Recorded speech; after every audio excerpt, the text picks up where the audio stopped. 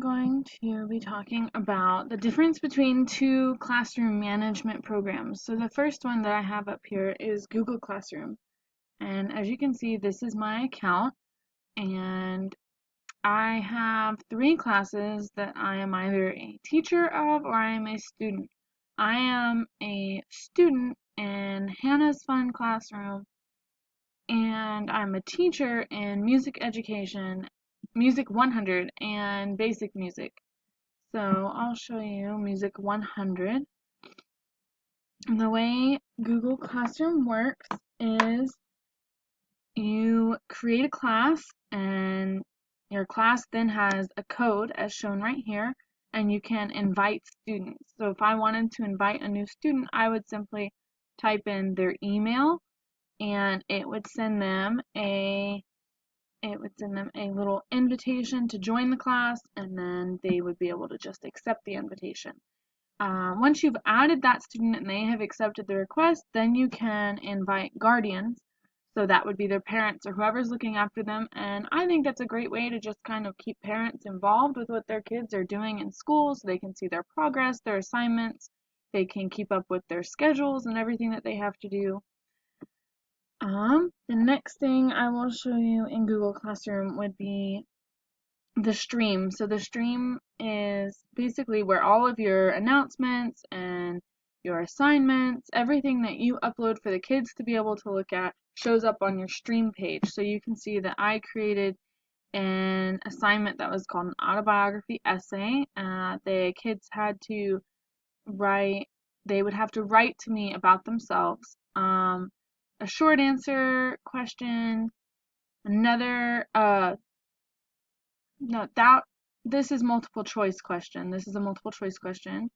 As you can see, I'll click on it, and you would simply choose one or the other. And as the teacher, then you can go in and you can grade it. And here I would just put, since she got it right, and there was really no right or wrong answer, she would make it 10 out of 10, and I would return it to the student. And then I can add a comment and I can say, great job on your assignment, Hannah. And I would return it to her, and then she, as the student, would get an email notification letting her know that I had graded her multiple choice quiz and given her some feedback. So the next thing you can do is you can have a calendar that is connected with your classroom, and I have not personally created a calendar. You can open in Google Calendar here, and it's under your About tab, as you saw. So I'll show you About, and you click on About and scroll down to your music class or your whatever your class is, the description, and then you just click Open in Google Calendar. And this would be, it would show you when all of your students' assignments were due so that they know and that you know personally so you don't overlap them or anything. It just helps keep things organized. The other thing I personally like is that there are different topics. So even within one class, you can separate what you're going to be doing with your students, whether it's by weeks or by topic. Maybe you're studying out of a book and you need to do it by chapters. I think that topics would be a great way. So I have descriptive paragraph here, and I uploaded a video that would tell my students how to write a descriptive paragraph. Then we have introduction and everything that corresponds with introduction. So again, the autobiography essay, the questions, and any announcements or anything that I put that had to do with introduction. So basically just the beginning of class would go under that topic. And then you have week 1, where if I were teaching them the parts of the violin, I uploaded a video about violin and beginning violin lessons, and they would have to watch that and give me some feedback in class. I think that Google Classroom is a great tool to be able to keep your students on top of everything that they need to do, and I think it helps the teachers to really be able to see what's going on in their class. And if you have different classes, it works even better. I will show you really quick what it looks like in student. So in this classroom, I'm the student, and here I submitted a assignment to her, and I answered this question. That's what it looks like in student. Student is a little, it's more, student just contains more of their assignments. It doesn't contain the grading features, of course, because they're not the teacher. Okay, the next thing is another class management program called Edmodo. And Edmodo is it's a lot like Google Classroom, but it's more, I like to think of it as basically an educational Facebook. So here you have my page, and these are posts that I have put, and then further down, I followed 2 topics. So let me show you the topics. These are the 2 topics that I followed today: instrumental music and just plain music. And these would have announcements, assignments, if it'll work.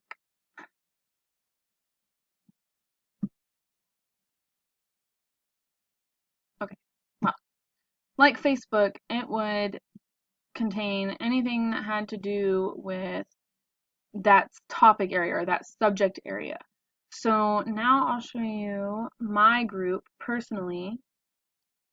I have one big group just called Alexis Reads Group, and then I have a small group, Music 101, that I could add certain people to. If you want to add a member to your group, you simply go to Member Options. Well,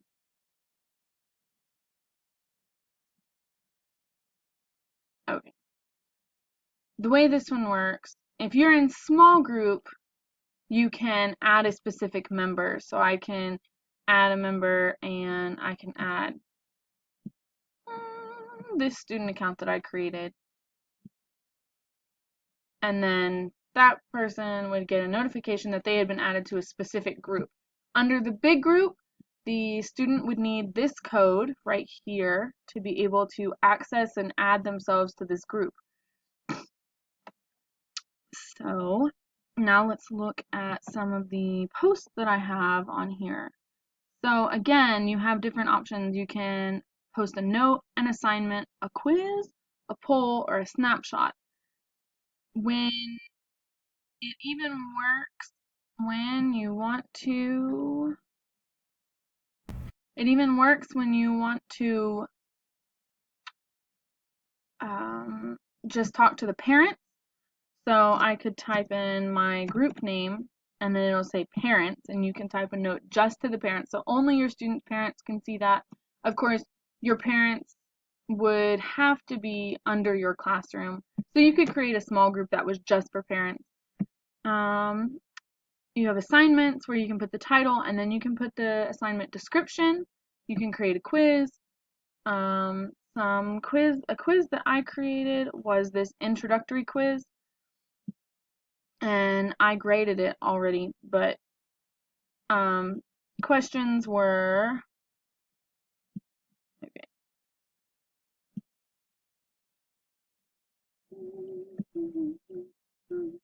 Questions were like this: what was the first day of spring? When's your birthday? What is your favorite musical instrument, and what instrument or instruments do you play? I title it introductory quiz just because if I were a teacher, I would just want to get to know my students a little bit, and I feel like just kind of a quiz would be a great way to do that. The way you grade it is a little different from Google Classroom in that you either mark the question correct or incorrect, and then you can give feedback down here in the comments section. Once you've done that, you simply just go back to the original quiz page, and it'll show you who has the highest score, which I only have one student, so it just shows one person. It would show you the highest score, and then each individual question would show you who answered it and who got it right or wrong. Now, you can go into your group and you would find your members, and you can click on a specific member and you can see that student's progress, just that individual student's progress. You can create a schedule on Edmodo, but I personally think that in the future I would probably use Google Classroom, just because for me as a music teacher it would make it a lot simpler for me to upload using the calendar for my students to be able to keep track of their practice schedules or their rehearsals.